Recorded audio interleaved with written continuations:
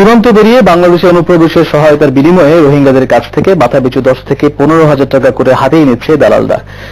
এদিকে আজও টেকনাফ সীমান্ত থেকে রোহিঙ্গাদের 6টি নৌকা ফেরত পাঠিয়েছে বিজিবি। কক্সবাজার প্রতিনিধি সুনীল বড়ুয়ার রিপোর্ট।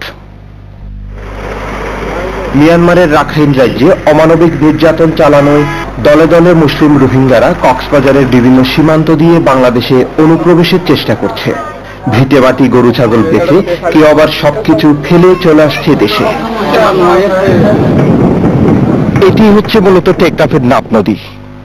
এই নদীটি পার হয়েই মিয়ানমার থেকে রোহিঙ্গারা বাংলাদেশে অনুপ্রবেশ করছে। তবে টেকনাফ সীমান্তে রোহিঙ্গা অনুপ্রবেশ ঠেকাতে বিজিবির কঠোর অবস্থান নিলেও ঠেকানো যাচ্ছে না অনুপ্রবেশ। এই সুযোগে নাপ নদী কেন্দ্রিক কিছু দালাল মাথাপিছু 10 থেকে 15,000 টাকার বিনিময়ে রোহিঙ্গাদের অনুপ্রবেশে সহযোগিতা করছে। 10,000 টাকা দেওয়া হয়েছে, সুগরিয়ারে বিডিআর উত্তর মধ্যে কয়ারে সুগরিয়ারে ওটা ভাগ করে দিয়েছি। মায়ের জুলুম করতে দেখি বার মাস খাড়বেল দিয়ে সিরিবেল দিয়ে গুলি মারা দিয়েছি, আলাদা কিন্তু দেয় সিরিজে।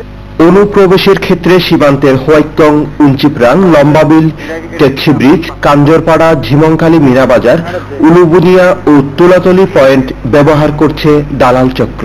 বার্মার ওইখানেও দালাল আছে, এখানেও দালাল আছে। ওই বার্মার দালাল আর বাংলাদেশের দালাল ওদের সাথে যোগাযোগ থাকে, যখন সুযোগ পায় তখনই লোকগুলো এখানে নিয়ে আসে। তারা আমরা বিডিআরকে বুঝ করে বাংলাদেশ মিলে না আসা বানিয়ে বমে আর বুঝ করে বুঝবি রাইতর 2টা বাজে 3টা বাজে ঘুরি মানে তারা তাই 200-300 মানুষ আদম হইয়া এখান থেকে তুলে। বিজিবি মহাপরিচালক জানালেন, দালালদের অপতৎপরতা রোধে বিজিবি সজাগ রয়েছে।